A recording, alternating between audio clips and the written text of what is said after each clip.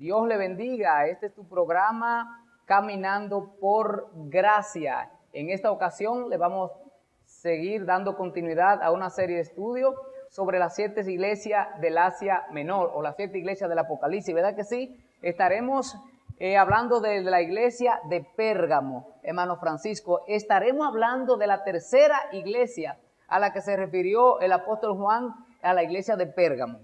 Exactamente, mi hermano Juan Carlos. Así que bienvenidos a todas las personas que nos siguen. Mi hermano Stalin también está por aquí. Vamos a estar compartiendo un poco más sobre las iglesias. Y en esta ocasión, como decía nuestro hermano, nos toca Pérgamo, en el versículo 12 del capítulo 2. Y dice la palabra del Señor: y escribe al ángel de la iglesia en Pérgamo, el que tiene la espada aguda de 2 filos, dice esto. Entonces vemos esta ciudad de Pérgamo, que era una ciudad del Asia Menor, donde dice más adelante que moraba el trono de Satanás. Había mucha adoración, había adoración a Zeus, había adoración a Asclepio, que era el dios de la medicina, había adoración al emperador, o sea que era una ciudad muy idólatra. Por eso el Señor habla que era el trono de Satanás, donde moraba Satanás, y estas fueron las personas que le hicieron, vamos a decir, la guerra a la iglesia en Pérgamo. De aquí es que sale el nombre de los pergaminos. Se inventa allá por una situación con Alejandría, quien era que le mandaba los papiros, dejó de mandarle los papiros para la escritura, y ellos entonces tuvieron que acudir a lo que es pieles, y de ahí entonces surge lo que es el pergamino. El pergamino. Entonces podemos decir que la palabra pergamino viene de Pérgamo, ¿verdad que sí? Exactamente. Y la palabra Pérgamo también significa matrimonio consumado. Matrimonio consumado. Pérgamo. Sí, y otra cosa es que el símbolo que se usa en la medicina en la actualidad también salió de Pérgamo. Exactamente. Que es como una serpiente. Ese es mira qué interesante, no lo sabía eso. Sí. El símbolo que representa la medicina sale de Pérgamo, en Asia Menor, en Turquía.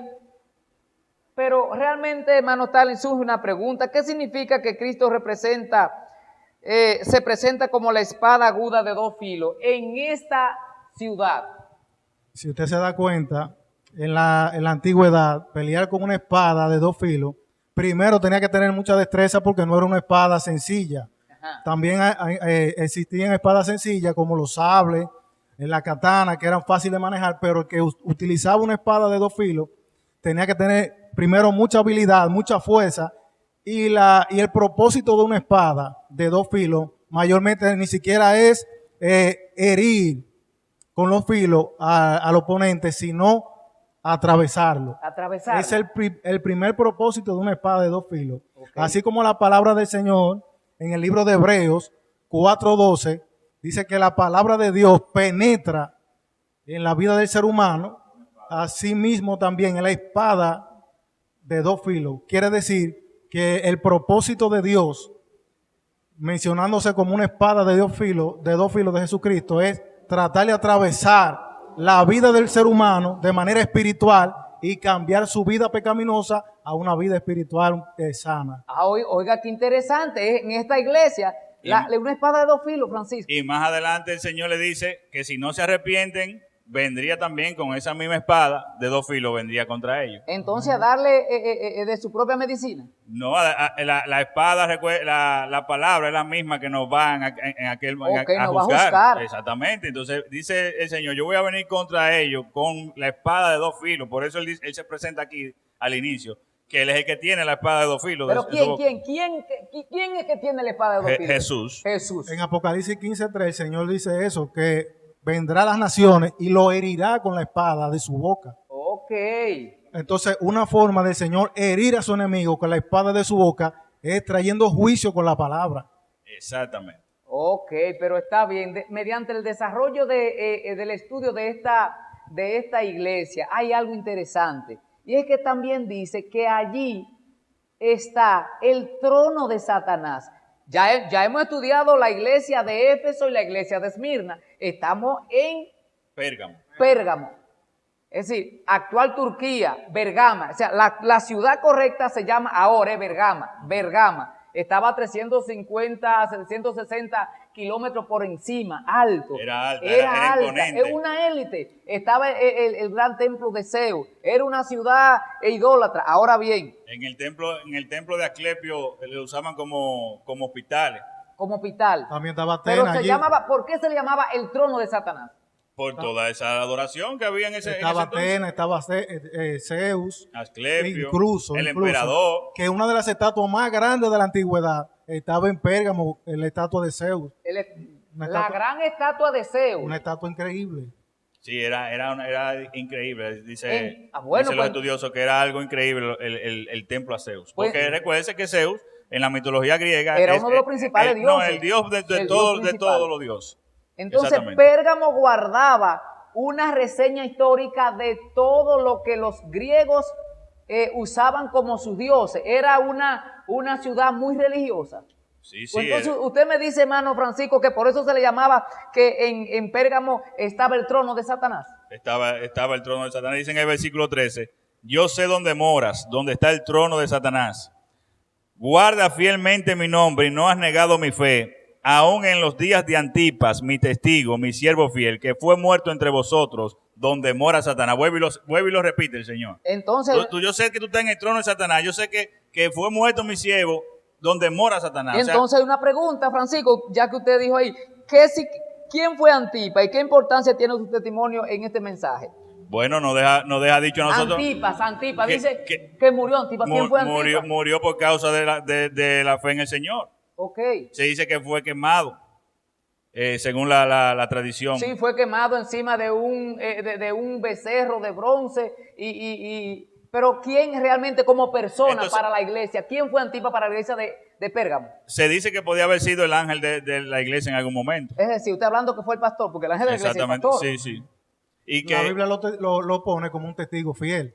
O sea, testigo fiel. en medio del trono de Satanás habían personas de la iglesia que le eran fiel a Dios. O sea, tú como creyente puedes ser fiel a Dios en la universidad, aunque en la universidad tus compañeros de clase sean personas corrompidas, en el trabajo, en la escuela, donde quiera que el cristiano esté, puede ser el trono de Satanás o puede estar lleno de compañeros corruptos. El cristiano, donde quiera que esté, puede permanecer fiel a Dios. Amén. y fiel hasta la muerte. Amén. Escuche Como esto. Antipas, que fue hasta la Pero muerte. escuche esto lo que dice el hermano Starling. En medio de toda esta corrupción, en medio del templo de Zeus, en medio del templo Atenea, en medio de esta gran ciudad, estaba un testigo fiel. Es decir, que en medio de un mundo podrido en el pecado, en medio de un Gloria a mundo que Dios. se va boca abajo, nosotros podemos mantenernos fiel cumpliendo su palabra. En Que un- no es porque tú dices que yo vivo en un barrio, que me dañé, que si no.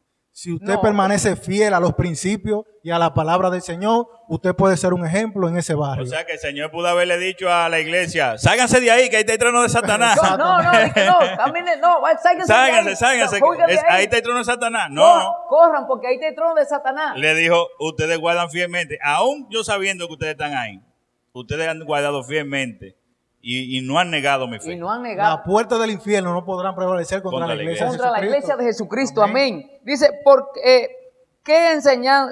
Dice, ¿por qué es importante en estos tiempos nosotros representar lo que representaba Antipas en esa ciudad de Pérgamo? En medio de un mundo corrupto, corrompido, ¿cómo nosotros podemos ser un testigo fiel? Esa es la pregunta correcta. ¿Cómo nosotros podemos ser un testigo fiel? Bueno, hoy en día vemos cómo la sociedad está abocada a satisfacer su propio deseo, a llamar bueno a lo malo. Entonces, Antipas, en medio de esta situación, de una ciudad que era culturalmente muy, muy elevada, tenía Claro. una biblioteca con muchos libros. muchos libros. De hecho, el término galeno sale de Pérgamo. Pero porque Galeno eso es de de medicina. Había un médico que se llamaba Galeno y de ahí sale, al igual que los símbolos de la culebra, Ok. así mismo también sale este nombre. O sea que era muy, muy cultural, muy elevada en cuanto a conocimiento. No todas las ciudades tenían una biblioteca. Entonces, pero estas- en medio de eso, Esta ciudad guarda muchos recuerdos históricos para el día de hoy. pero en medio de eso, refiriéndonos a Antipa y a la iglesia de hoy, nosotros, en medio de toda esta situación que vemos hoy en día, hermano Stalin, como está la sociedad hoy en día, debemos ser testigos fieles, como tú decías, en medio en nuestra área de trabajo, en nuestro sector donde vivimos, con nuestros vecinos, ser testigos fieles del Señor, independientemente de lo que la sociedad diga. No, que se puede tal cosa, que se puede hacer esto, como vamos a ver más adelante, que habían personas dentro de la iglesia incitando a hacer cosas incorrectas. No, nosotros tenemos que mantenernos como testigos fieles. Pero no significa que donde corra la mayoría es el camino correcto. Porque muchas veces dicen que porque mucha gente dicen algo, ya eso es verdad y no es así. No. Entonces, en aquel entonces, la mayoría era idólatra a dioses paganos, a dioses falsos. La iglesia era un puñado en comparación con la mayoría de estas personas. Entonces, porque ellos sean muchos, no significa que ellos estén caminando de manera correcta. Nosotros podemos hacer la diferencia. Okay. Para el cristiano, el ver mucha cantidad puede llamarnos la atención, porque el mismo Señor dice que los pedidos serán como la arena del mar, serán muchos. Entonces, donde la mayoría vaya, posiblemente donde está yendo los deseos de su corazón, no en verdad donde Dios lo quiere. Y que anche la puerta que lleva a la perdición. Y surge otra pregunta. ¿Por qué dice, por qué es importante que Pérgamo guardase fielmente el nombre de Jesús y no negara la fe? Es decir, ¿por qué? ¿Qué de importancia tenía de que Pérgamo se mantuviera bajo los preceptos bíblicos y no negara la fe? Que se mantuviera. Que no negara la fe, que Pérgamo no negara la fe. ¿Por qué era importante ¿por qué es importante que Pérgamo guardase fielmente el nombre de Jesús y no negara la fe? Pero usted sabe que no negar la fe significa que nosotros estamos caminando bien delante de Dios y que al final vamos a recibir una recompensa. El Señor dice, el que me niega delante de los hombres, yo lo negaré delante de mi Padre. Amén. Ok. Entonces, ellos no le negaron delante de los hombres de esa sociedad corrompida de ese tiempo. Y no negarse, y negarse a esos placeres, es tú negarte a la carne y matar al viejo hombre y levantar a una nueva criatura en Cristo. Exactamente. Entonces, eso significa que aún nosotros siendo la minoría y ellos que tienen otra enseñanza y otro tipo de mensaje, siendo la mayoría, nosotros tenemos que guardarnos siempre delante de Dios y no negar la fe. No negar la fe. Ok, entonces ahí surge otra pregunta. ¿Qué implica el llamado de Cristo al arrepentimiento en este mensaje? O sea, cuando yo digo no negar la fe primero, no negó la fe. Miren, Pérgamo, ustedes se han mantenido fiel. Ok, me mantuve fiel. No, aunque ellos sean más y nosotros la minoría, no hemos corrompido. Ahora, ¿cómo nosotros podemos mantenernos delante de Dios y delante de lo que hemos pensado? No siguiendo la trayectoria de ellos. ¿Hay algo que nosotros podamos hacer para que ellos se den cuenta que nosotros no vamos a seguirlo a ellos? No, mantenernos firmes en no negar la fe, proclamar la verdad del Evangelio. Mantenernos firmes ahí. Luego más adelante, en el versículo 14 dice, pero tengo unas pocas cosas contra ti. Recuérdense que hemos visto en la iglesia de Éfeso que el Señor dijo, tengo algo contra ti, has dejado tu primer amor. A la iglesia de Esmirna no le encontró, vamos a decir nada, no le quiso, sino que tenía persecución y lo estaban metiendo a la cárcel. Aquí le dicen, no, ustedes son minoría, pero tengo una poca cosa contra ti. Porque tienes ahí a los que mantienen la doctrina de Balaán, que enseñaba a Balaam a poner tropiezo ante los hijos de Israel, a comer cosas sacrificadas a los ídolos y a cometer actos de inmoralidad. Ahora surge una pregunta, ¿qué enseñanza de Balaán y los nicolaístas estaban afectando a la iglesia de Pérgamo? O sea, si Dios le está recalcando, mire, tengo algo contra ti.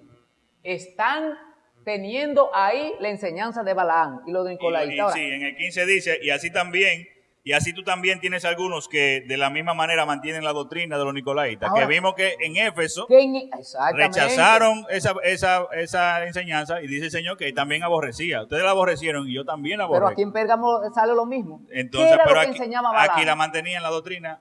Ok, ¿qué era lo que enseñaba la doctrina de Balaán? Okay. De Balaán. La doctrina de Balaam dice que, aquí dice que ponía tropiezo a los hijos de Israel, Sí. porque cuando Balaam no pudo profetizar en contra de Israel, Ok. le dijo a Balaam que buscara mujeres de Moab, que, que entonces incitara al pueblo con estas mujeres a la inmoralidad delante de Dios. Dios había prohibido al pueblo ligarse con mujeres de otras naciones, por eso mismo, para que no lo corrompieran con sus ídolos, con sus costumbres. Okay. Entonces eso fue lo que hizo, tropiezo, esa enseñanza traía tropiezo a la iglesia y lo enseñaba a cosas sacrificadas a los ídolos y a cometer actos de inmoralidad. Inmoralidad sexual, es decir, lo que ustedes están diciendo, la enseñanza de Balaam, es que trayéndolo al mensaje de hoy, la iglesia no puede bajo ninguna circunstancia caer en el error de lo que cayeron esas personas, es decir, inmoralidad sexual, ya sea que estemos en adulterio, en fornicación, que nosotros nos pongamos de que a tener parejas que no sean cristianos, viceversa, a eso es lo que se refiere. Amén. La doctrina de Balaam. Y corregir algo, no es que ellos practicaban la doctrina, era que toleraban a personas que tenían la doctrina de Balaam en la iglesia. Pero había gente en la iglesia. Recuerda que una doctrina es una enseñanza. Claro. Ellos trataban de enseñar esto en la iglesia. Pero cuando dice que toleraban, era que la dejaban pasar. Exactamente. Sí, pero si la dejaban pasar era porque estaba ahí en la iglesia. Estaba ahí. Sí, pero no era que en general se practicaba. No, es posible que la iglesia completamente no estuviera cometiendo este tipo de pecados, pero la tenían ahí dentro. O sea, era una doctrina, era una enseñanza. Y el Señor especifica y dice, porque si no te arrepientes, yo iré y pelearé contra ellos. O sea, parece que era un grupo que había dentro de pero le está mandando a arrepentirse a la iglesia completa. A la iglesia, pero entonces, Francisco, claro. cuando dice contra ellos, es contra los que enseñaban la doctrina de Balaam. Sí, pero también le dice, es a la iglesia que le está diciendo que se arrepiente. Claro. Porque toleraban a lo que... Porque toleraban esa enseñanza, esa doctrina. Espérate. Ahí me prendiste un bombillo. Vamos a ver. Entonces, trayéndolo en el día de hoy, cuando la iglesia tolera algunos pecados que hay dentro de la iglesia, posiblemente puede traer un remalazo. Podemos traer que Cristo Jesús pueda, o no pueda, sino que venga y castigue a una persona por medio de que está tolerando una mala enseñanza en la iglesia. Exactamente. Háblenme de eso. El pecado por omisión. Exactamente. El pecado Por omisión. ¿Qué es eso por omisión? Explíqueme eso. Porque yo no Usted sé. sabiendo que algo está mal y se hace creer que no sabe. Por ejemplo, el libro de Proverbios 24:11 dice: libra a los que son llevados a la muerte, salva a los que están en peligro de muerte, porque si dijeres ciertamente no supimos, ¿acaso lo entenderá el que pesa los corazones? Si usted sabe que una persona va camino a la perdición y usted se hace el ciego, voltea la cara, se hace que no sabe de esa situación, el que pesa los corazones no lo sabe. El que juzga, el que lo ve todo, no ve tu corazón que sí tú sabías. Entonces, Dios no puede ser burlado. En Romanos 1:32 dice, quien habiendo entendido el juicio de Dios, que los que practican tales cosas son dignos de muertes, no solo las hacen, sino que también se complacen con lo que la practican. O sea, si tú estás viendo, tú no te puedes complacer y estar de acuerdo con ese tipo de enseñanza o con el pecado. Porque como te decía, ellos no podemos tolerar, a veces, hoy en día la tolerancia está muy de moda. Para no ofender al hermanito. Para que no se me vaya el hermano.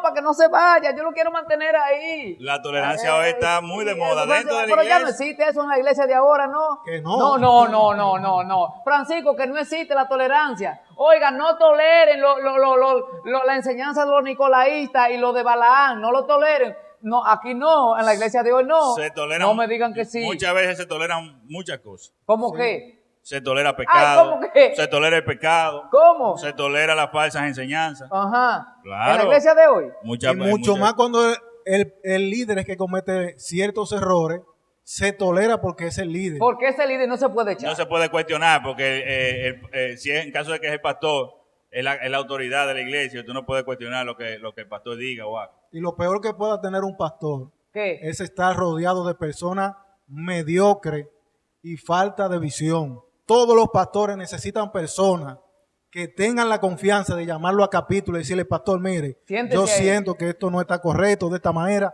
y por la palabra sacar al pastor o a cualquiera que esté en un error, por la palabra sacarlo del error. Y si usted entiende que todavía usted no está convencido como pastor, usted dice, hermano, déjeme yo analizarlo por la verdad, déjeme orar. Pero no es, porque a veces se sienten tan mal.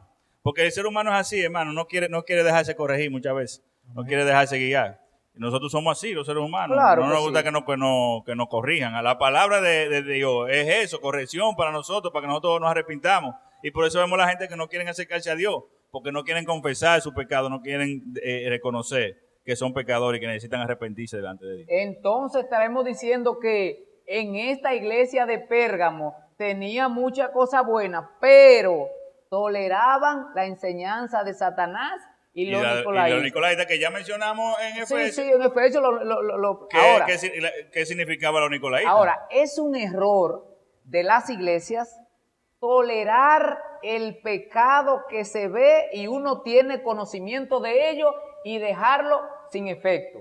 ¿Por qué? Porque este pecado va a parir más pecado. Como la manzana podrida. Como la manzana podrida. Entonces va a permear, va a dañar. Por eso, claro, con amor, con cuidado, con respeto y sobre todo por la palabra. Usted lo siente y dice, mire, yo creo que esto está mal. ¿Me entiende? Porque no podemos dejar que la enseñanza de Balaán y de los nicolaítas vengan a deshacer la iglesia de Cristo. En Corinto estaba de una manera que había una persona viviendo Con la esposa de su del padre. papá. Sí. Y ellos estaban tolerando Pero, eso. pero usted sabe que es ramalazo, dice el apóstol Pablo. Déjelo, Satanás, sácalo para afuera. Escucha esto. Usted no puede, porque es que nosotros no podemos permitir la deshonra. Nosotros no somos perfectos, yo siempre lo he dicho. Pero nosotros debemos cuidar el evangelio, cuidar la verdad de Dios. ¿Tú entiendes? Ser testimonio para los demás, para la iglesia. Nosotros tocamos ese tema cuando hablamos de la leche espiritual. Claro que si sí. nosotros sabemos que le podemos hacer daño a alguien en una acción que él no vea, que puede ser que nosotros en nuestra madurez, nuestro conocimiento, sabemos Sí. que no es pecado, pero esa persona no ve y para él entiende que es pecado, que le va a hacer, usted sabe que le va a hacer mal a esa persona, pues no lo haga delante de él. No lo hago por la salud espiritual de él. No porque sé que era pecado, pero él sabe, él cree que es pecado. Pablo dijo, si yo no tengo que volver a comer carne, por caso de, no vuelvo a comer carne. Los nuevos creyentes, los amigos, los vecinos, los familiares, todos son una nube de testigos que están mirando nuestras acciones. Entonces, dependiendo cómo nosotros actuemos, ellos van a tomar nuestro testimonio del evangelio, si es correcto o si es incorrecto. Exactamente. Francisco, pero su hijo te pregunta y dice, ¿qué implica el llamado de Cristo al arrepentimiento en este mensaje? Es decir, dentro de la polémica que había entre la iglesia que estaba guardando su testimonio en Pérgamo y la iglesia que estaban permitiendo a los nicolaístas y a los balanistas, como llamarlo, a los de Balaán, los nicolaítas y los balanistas, está bien. Ahora, ¿qué implica el llamado al arrepentimiento en este mensaje? El versículo 16 dice, por tanto arrepiéntete, si no vendré a ti pronto y pelearé contra ellos con la espada de mi boca. Como mencionábamos al principio, con la palabra que penetra aún lo más profundo, a los tuétanos de los huesos, dice en hebreo. Entonces, Que discierne el corazón, que discierne todo. con esa palabra viene el Señor, le dice, vengo contra ellos, arrepiéntete. Tú como iglesia, arrepiéntete. No tolere eso. Espérate, Francisco. Entonces, arrepiéntete de esa acción. Usted me está diciendo que la mejor forma de nosotros enfrentar a una persona que esté en pecado es por medio de la palabra. Es la única forma. Es la única forma. Es decir, porque surge otra cosa, que a veces nosotros vemos un hermano en pecado y en vez de nosotros hacerle un bien, lo que hacemos es que le hacemos un mal. Lo empujamos. Entonces, por medio de la palabra, como dice el texto ahí, con la espada de la boca, llamarlo al arrepentimiento y por medio de la palabra es que se puede sanear ese corazón podrido. Sí, el mismo Señor Jesús dice, bueno, tú lo llamas y habla con él. Si él no entiende, pues ya tú vienes con testigo. Y ya, lamentablemente, al final, si sigue en su manera de vivir, pues entonces tenlo como gentil y publicano, porque no quiere aceptar la corrección.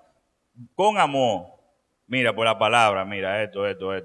Después de ahí, mira, vamos a reunirnos con él, los líderes, que Tú como amigo los jalas solo. exactamente, primero. Ojalá. Pero si siguen la misma actuación, bueno, pues tú dices, bueno, ya. No, ya una serie de requisitos, ya primero y después, ya usted sabe. Ahora, esto implica que nosotros peleamos con la palabra de nuestra boca. Eso significa que esa es la manera de nosotros hacer que una persona se vuelva de su pecado, por medio de la palabra, Claro. que es la espada de Dios. Lo único que cambia al ser humano es la palabra. Es de la Dios. palabra, ok. El arma más efectiva es la palabra. Exactamente. Mediante el desarrollo de la historia de la iglesia de Pérgamo, dice, ¿qué es el maná escondido y por qué se ofrece al vencedor? El maná escondido. El versículo 17 dice, el que tiene oído oiga lo que el Espíritu dice a las iglesias. Al vencedor le daré del maná escondido y le daré una piedrecita blanca y grabado en la piedrecita un nombre nuevo, el cual nadie conoce sino aquel que lo recibe. El maná escondido. Hermano Starling, hay un maná. Hubo un maná en el Antiguo Testamento, pero entonces dice que hay un maná y una piedrecita blanca. ¿Por qué no negra? ¿Por qué una piedrecita roja, amarilla, oscura o verde?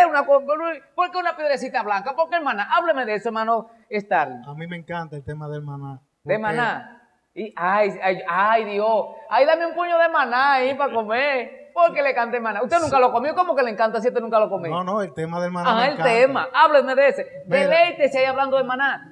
Cuando Jesús le dice a los escribas y los fariseos que ellos comieron del maná, que sus padres comieron del maná en el desierto, todos perecieron, todos murieron. Claro. Pero el que come. Maná, pan del cielo que caía Amén. en el desierto. El que cayó en el desierto, ellos comieron y perecieron. Ok. Pero hay un maná, que es el que habla aquí, un maná escondido, que es una recompensa de vida eterna. Jesús dijo, yo soy el pan de vida, yo soy el maná que el Padre da. Entonces, ese que habla ahí a Pérgamo, ese es Jesús. Aplíqueme bien. O sea, el maná que le están ofreciendo a la iglesia de Pérgamo, ese es Jesús, según usted. Amén.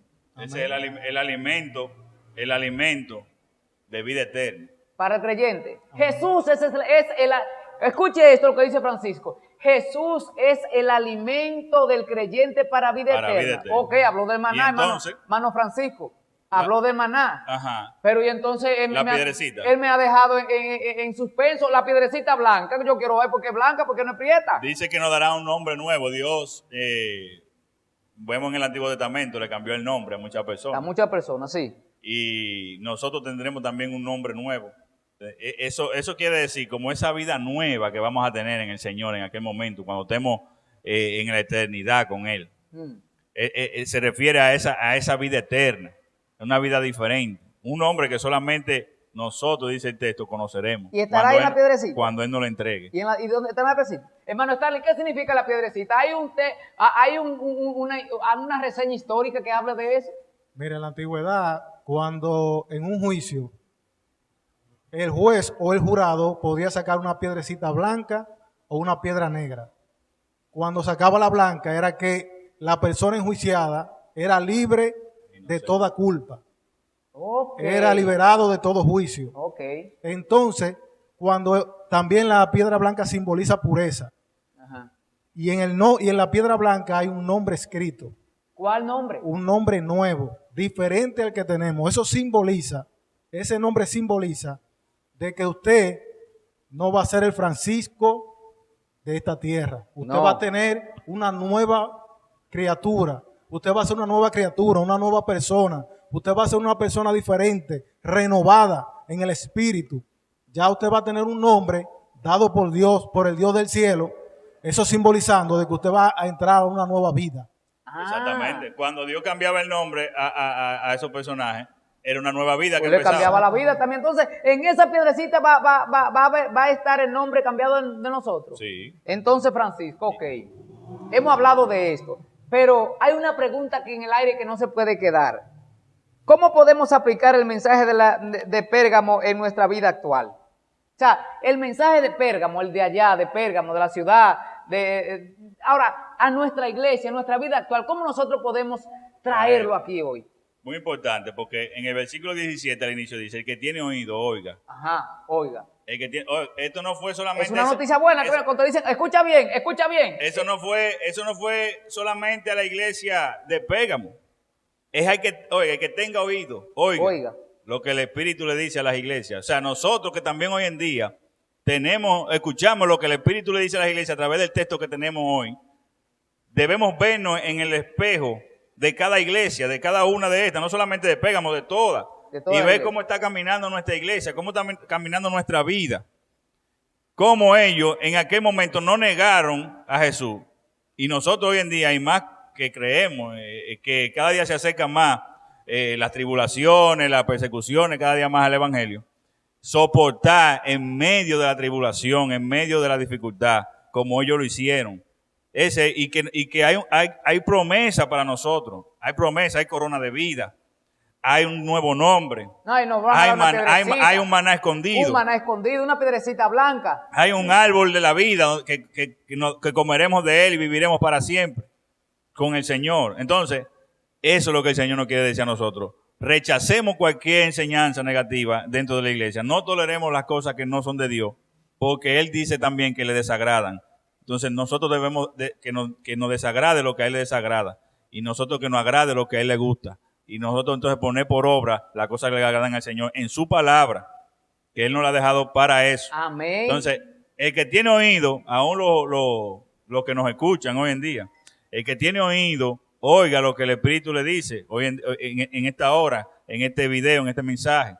Y si no ha escuchado, si no ha aceptado al Señor en su vida, pues esta es una oportunidad, porque hay promesa para Él, hay propósito para esa persona. Hay vida eterna para el perdón de pecados en Cristo Jesús. Solamente depositando la fe en el Señor. Solamente creyendo en esa obra que Él hizo en la cruz. Amén. Donde debimos estar nosotros, Él pagó el precio. Amén. Entonces, hermano Starling, hábleme de la aplicación de ese mensaje a la iglesia de hoy. Ya Pérgamo tuvo su mensaje. Ahora la iglesia de hoy, el mensaje de Pérgamo actual, en la iglesia actual, ¿cómo sería? No seguir las corrientes pecaminosas. No seguir la corrupción. Podemos ser la diferencia donde quiera que estemos. Debemos mantenernos íntegros delante de Dios, porque Pérgamo demostró que estando en el centro del pecado, en el centro de la idolatría. Oiga, ¿cómo le llamaban? Y sabemos que tú estás donde mora el trono de Satanás. Escucha, ay Dios mío. ¿Cómo entonces, es que yo estando en el trono de Satanás tengo a Cristo en mi corazón? Nosotros muchas veces buscamos donde mudarnos, donde no haya muchos problemas, donde todo sea tranquilo. Ahí porque hay que hacer mucha bulla. No, mira, ahí venden droga, ahí esto, aquí lo otro. Sí, me voy. Yo me voy de aquí. No, el Señor le dijo, yo sé que ustedes moran ahí, ahí, pero ahí ustedes no me han negado. Ahora, espérate, esa iglesia tenía bujía. Mira, estaba ahí la gente de Zeus. Estaban los Nicolaitas, estaban los de Balán, los balanitas, estaban los de Atenas, los de Asclepio. Asclepio, todo el mundo. Y ellos dicen, no, nos vamos a quedar aquí estoy yo sembrado. Peleando la buena batalla. Peleando la buena batalla, aquí estoy yo soldado. ¿Qué usted cree de eso? No, eso mismo. O sea, ¿qué era lo que le impulsaba a la iglesia de Pérgamo a que no corriera delante de toda esa persecución y delante de todas esas cosas malas? Una palabra clave, yo creo que compromiso auténtico con Dios. Ay. Estaba comprometido. Sí. Escuche.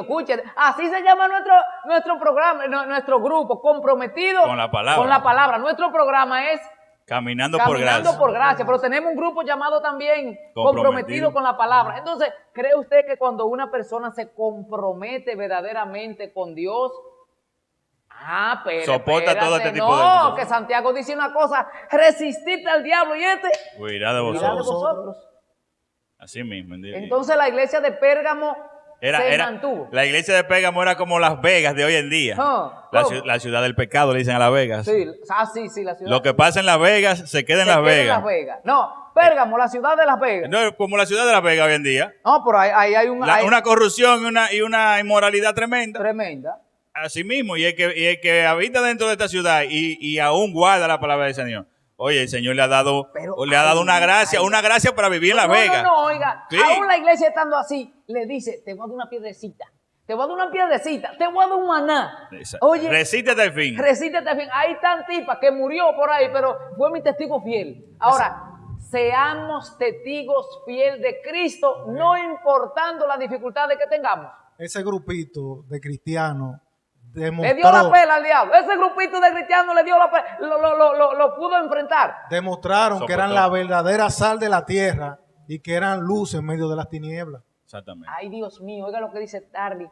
Este grupito de personas de Pérgamo, de la iglesia de Pérgamo, demostró que eran la sal de la tierra y la luz del mundo. Ahora, nosotros la iglesia de Cristo también representamos eso hoy. Sí, y debemos serlo. Los escogidos de Dios debemos seguir predicando, siendo luz, salando esta tierra. Salando esta tierra. Salando esta tierra. ¿Cómo? Salando esta tierra. Luchando contra las obras del mal, Sí, que quieren venir a penetrar nuestra familia, en nuestros hijos, En el nombre de Jesús en nuestras escuelas. lo reprendemos, claro. El Señor reprenda todo ese tipo de cosas. Amén. Queremos mandar unos saluditos. Amén. Salude a La hermana Cassandra, que siempre nos está viendo. hermana Cassandra, Dios le bendiga. Muchas bendiciones. Muchas bendiciones, la hermana María Antonia, todos los hermanos y los amigos también que escuchan y ven, pueden también abundar y pueden sugerir Temas. cualquier tema que tengan inquietud para que nosotros pues podamos desarrollarlo. Usted puede comentar, usted puede también darle a seguir me gusta. y compartir este programa. Recuerde, Caminando por Gracia. Caminando por Gracia tiene como único objetivo principal presentar a Cristo como la única solución de problemática del pecado para el hombre, ¿verdad que sí? Exactamente. Y también llevar reflexiones bíblicas y enseñanzas sobre la palabra de Dios. Amén. Recuerda el tema que nosotros estamos desarrollando. Es una serie de temas sobre las 7 iglesias del Apocalipsis. Hoy hemos estado hablando sobre la iglesia de Pérgamo, que no se le olvide. Ellos estaban donde estaba el trono de Satanás, pero ahí habían testigos fieles. Eso significa que donde quiera que tú estás, Dios no está sujeto a tiempo ni a circunstancias, sino que los tiempos y las circunstancias se sujetan a Cristo y a un hombre de Dios que esté comprometido con la palabra. Amén. Así que Dios te bendiga y Dios te guarde. Recuerda que Cristo te ama y siempre seguimos Caminando por por gracia. gracia.